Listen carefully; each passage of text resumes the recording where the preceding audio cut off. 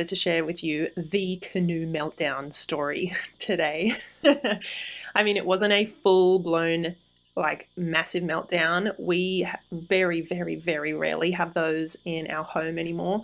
But actually, this is a story from about a year ago. So I'm going to tell you the story. I've got some pretty powerful takeaways, I think, from how do we deal with our kids when they are emotionally heightened, when they sometimes seem like they're being ridiculous or unreasonable. So I'm going to tell you that story. I just want to say a huge thank you for being here. This is the Emotionally Intelligent Parenting Podcast, and I'm your host, Stephanie Pinto. So you'll hear my voice a lot. Very soon, we're going to have some amazing guests on. My calendar's pretty full with recordings at the moment, but I've been starting off with some just kind of solo episodes, and I've been really lucky to get some amazing feedback. So thank you. And just before we begin, I do want to encourage you. I'll mention it maybe at the end because I would love you to please put a rating or a review on the podcast app that you're listening on, wherever that is. If it just takes you half a minute, I would really appreciate it because it gets it out to more parents and it just helps other people see, hey, this is something that's worthwhile listening to, which I hope it is. I don't really know. I find it interesting. I mean, this is what I love, and I could talk about for days and days, but as I said, I'm lucky that I'm grateful. I'm getting a lot of great feedback from you guys. So please always send that through and send through your questions and your comments and even your criticisms, because I am still new to this and I'm still learning. So before we begin, I want to acknowledge the Darug Nation, who are the traditional custodians of the land on which I live, work, and record this podcast. I pay my respects to all First Nations people, elders, and ancestors, and I acknowledge that sovereignty was never ceded, and I stand in solidarity towards a shared future. All right, let's jump in to the episode. Okay, enjoy. I don't know if you've ever had those days where you're looking forward to something so much, maybe an outing or an event, and everything kind of begins to crumble and fall apart, and you think, why did we even come? Or are we even going to get there?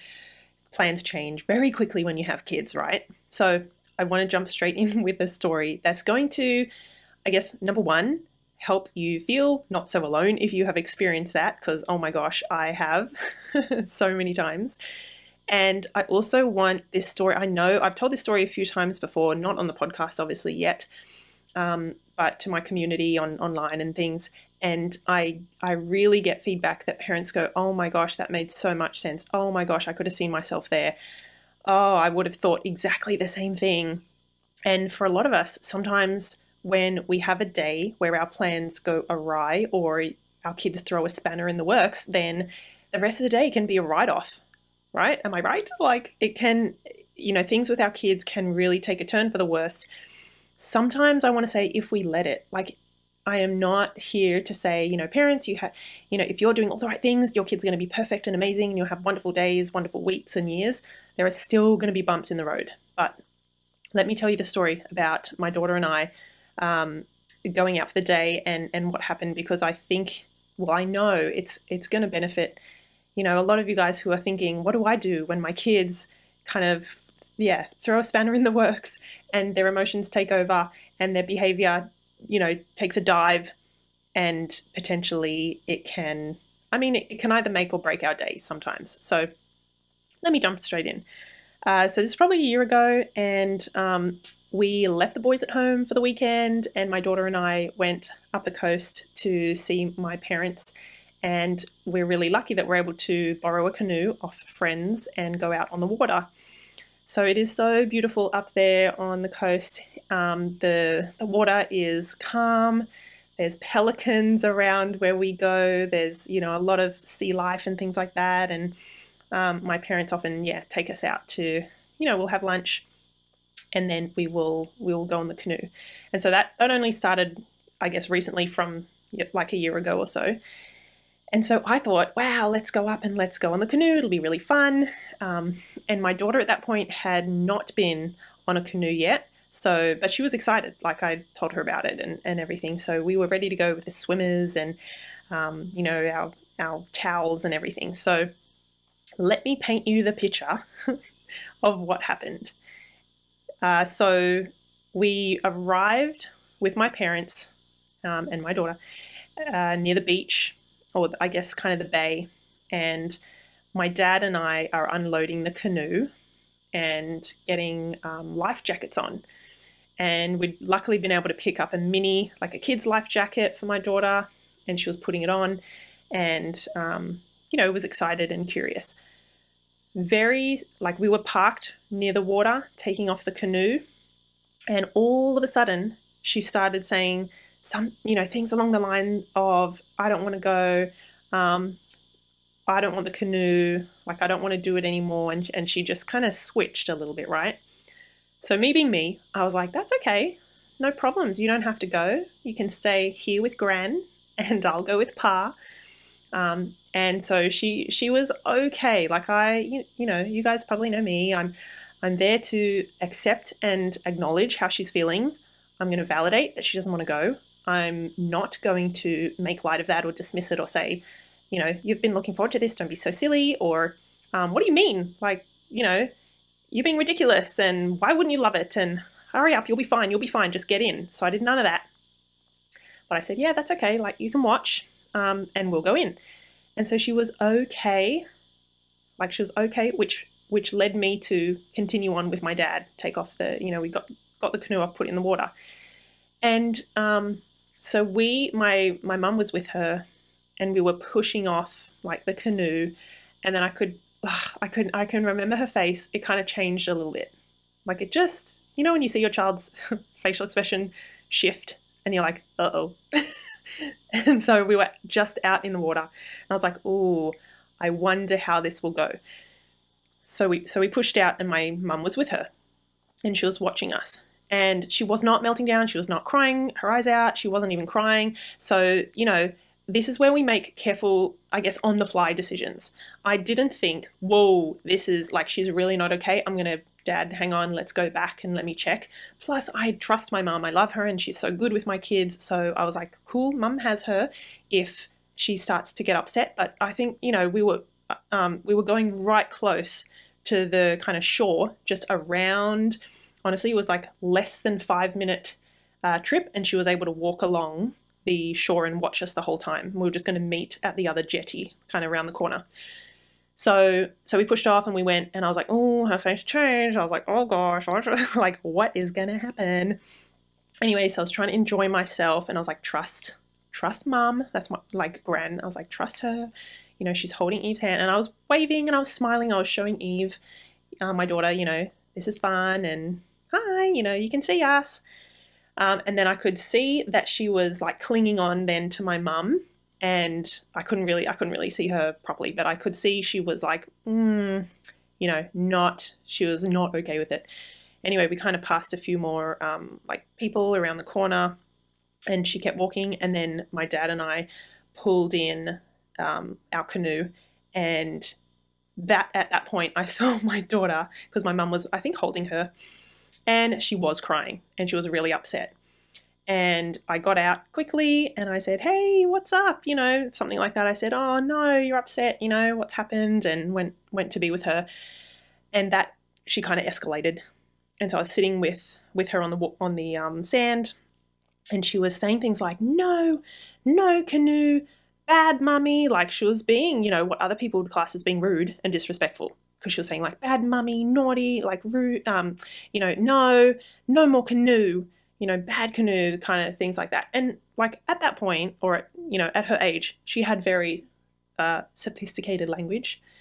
She would have been about 5, but she went back to the like 2-3 word phrases like no canoe, bad mummy. And I was like, okay, she's really she's not okay with this. So I sat with her for a few minutes. I held her and we walked around to the playground, and I wasn't rushing her. I wasn't like saying, what do you mean bad, no more canoe? Like that was fun, and you just need to get in it and you'll see. And I didn't also, you guys will know, like I didn't tell her off. I didn't say, you're making a scene, because there was a lot of people around. I didn't say, you're being ridiculous. What do you mean bad mummy? Like I have come here to have a wonderful time. All I did was go on the canoe and you've ruined it. Like, oh my gosh, maybe some of the stuff that I would have said a few years ago. Whoa. So I didn't do that. I was like, you know what? it is okay. Because I do truly believe, even though those big emotions are uncomfortable, it's okay to let them out and to have them. Like, that has taken me a bit of work, right? I used to think, no, I've got to fix it. I've got to distract her. I've got to make her happy and make her smile. Anyway, so now I wait and I'm patient despite the people looking and things like that. So we moved around a bit. I remember holding her and I was patting her and kind of, I do some, I guess, some nervous system calming things, just like without realizing. I kind of rock with her. I kind of pat her a little bit and I hug her. She was like on me like a little front backpack, you know, she was like hugging me. And I just said, I get it. You're not okay. You know, you did not want me on the canoe. And the funny thing was, or maybe the interesting thing was, when I just gently kind of validated that she wasn't okay, she didn't like it, she didn't want me to be on it. So interesting. And I find this stuff fascinating. What then was allowed to come out from her was, you were not safe. That was dangerous. And so I was like, I remember in that moment feeling flawed, because I kind of, like, I know this stuff, you know, in the back of my mind, but for her to come out, then to be able to express, and maybe even for herself, I don't think she knew before then, when she was watching me on the water in the canoe, you know, she didn't have that much experience with canoes and paddling and, you know, me being out there. I think then, you know, we give our kids, we allow them to kind of reach that conclusion when their emotions have settled. Because we know when emotions run high, the logic, the ability to explain and put language to something is offline, you know, more or less offline, right?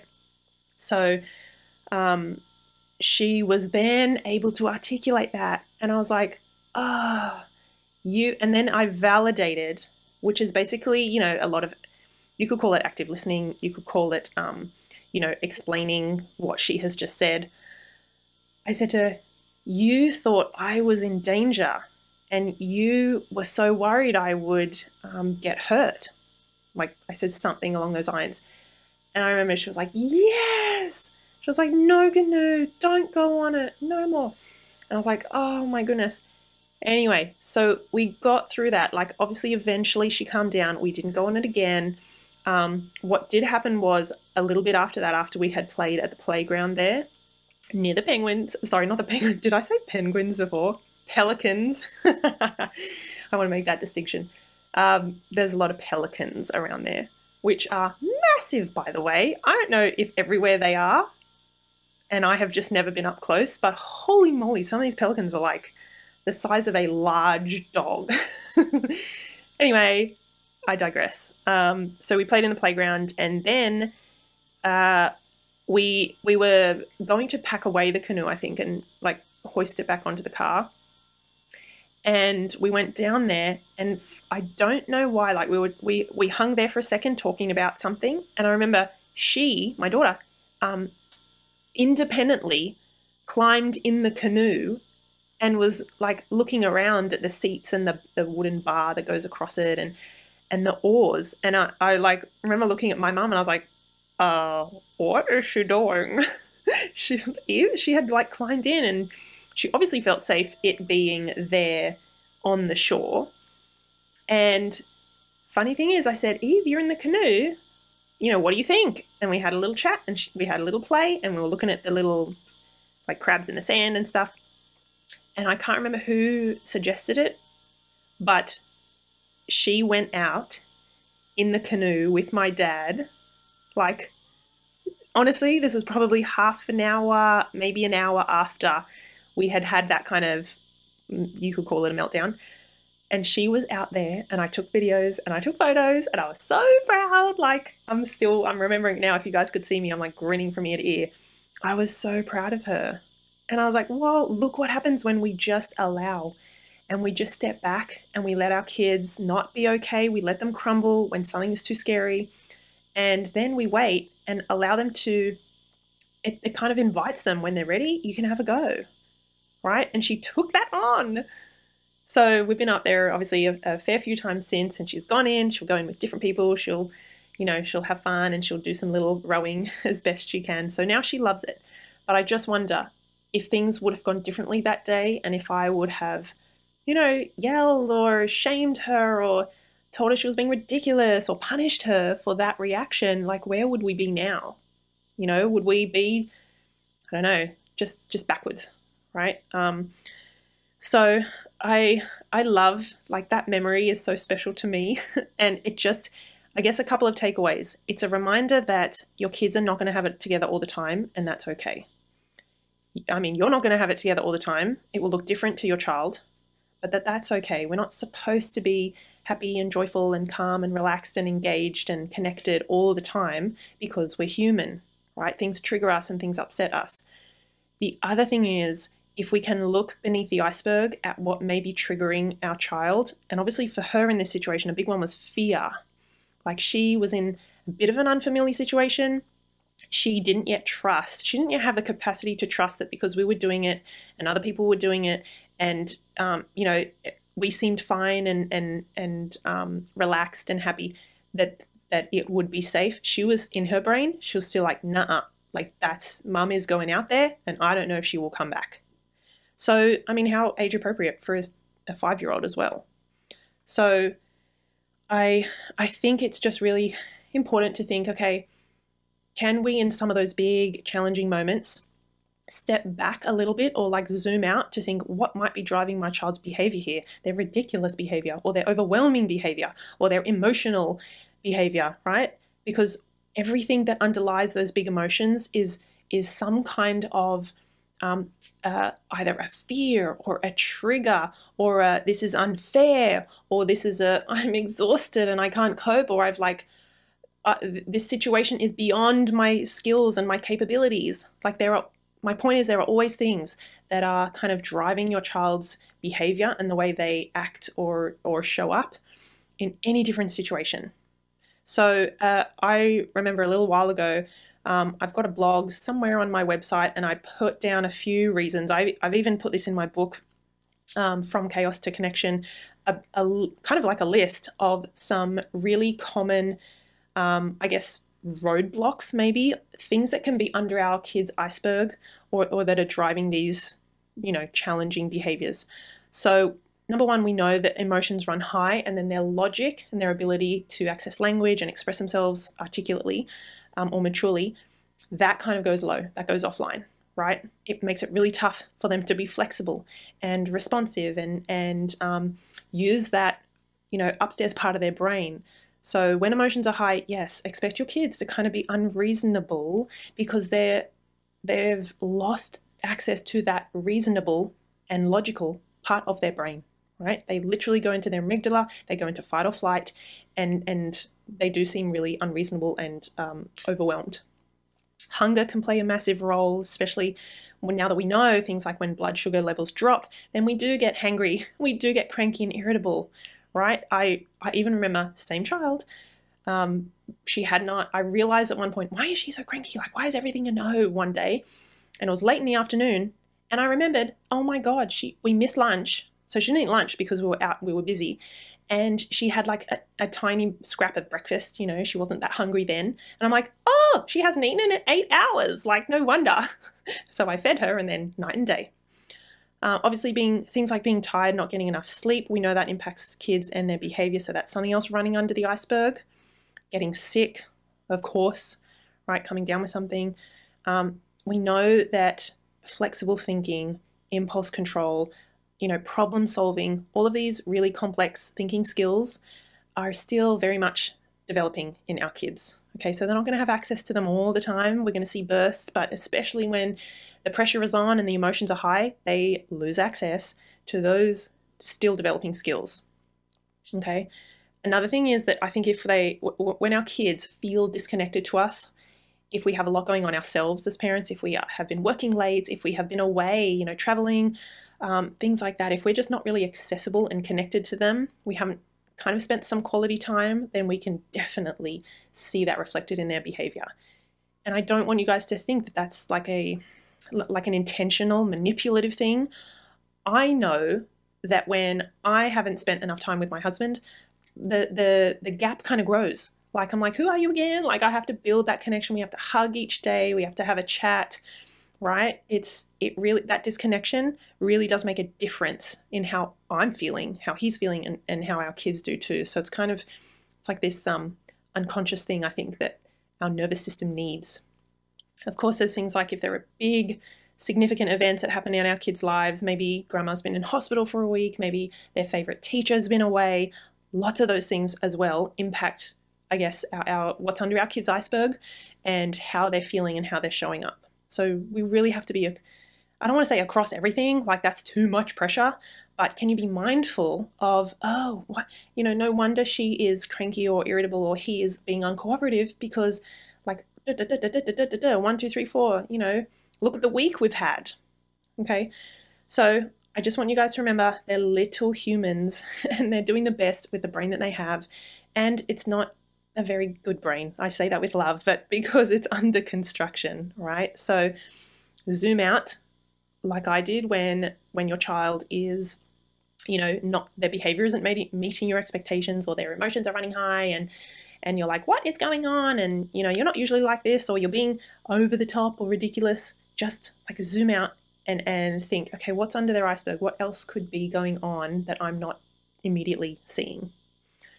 So I hope you guys found that maybe a little bit entertaining. I love sharing stories from my own home.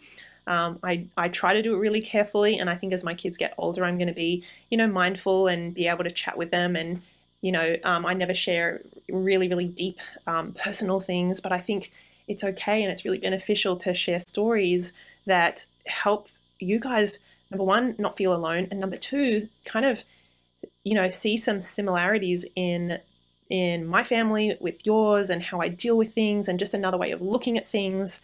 So yes, I'm glad you are here. I hope that you enjoyed this episode and know that there is plenty more where this comes from. Okay, I know I asked before, but I would be super duper grateful if you can take just half a minute to please rate or review the podcast on whatever app you're listening to. I know there's all the different apps and the Apple and the Spotify and the things. I'm an Apple person, but wherever you are listening, I would love if you take just 2 seconds to do that. It really helps to kind of grow the podcast, to get it out to more ears and more parents who may really, sometimes you just listen to this one thing and it just helps, the penny drops and it sticks with you. I would love more and more parents to be able to hear this in case they get something that's really meaningful and helpful for them. So please and thank you. And also, I haven't mentioned it much on the podcast, but my new program is called Evolve. It's a 6-week parenting program. So a nice short kind of program compared to my usual 3-month is what I do. But Evolve is for 6 weeks and it starts very soon. And we meet every week on Zoom as a group, a small, intimate group. And we talk about all things emotionally intelligent parenting. You get your questions answered specific to your family, and we can troubleshoot and we can go back and forth and we can make this amazing blueprint of what do I do when I feel like this or when my child does that. So I love that it's going to be amazing live coaching. And obviously, I have a huge library of mini lesson videos that go along with it. So there's lots of other things. I'm not going to go through it all because you guys, I'm sure, have places to be at the moment. But I would just encourage you to check it out in the show notes. I will put the link in there. It's just stephaniepinto.com/evolve. But also you can reach out to me. You can email my team or you can go on my website. Wherever you want to find out information about it, we will get it to you because it starts very soon. And I would love you to be in it if you are keen. All right. Thanks, guys. And I'll see you on the next one.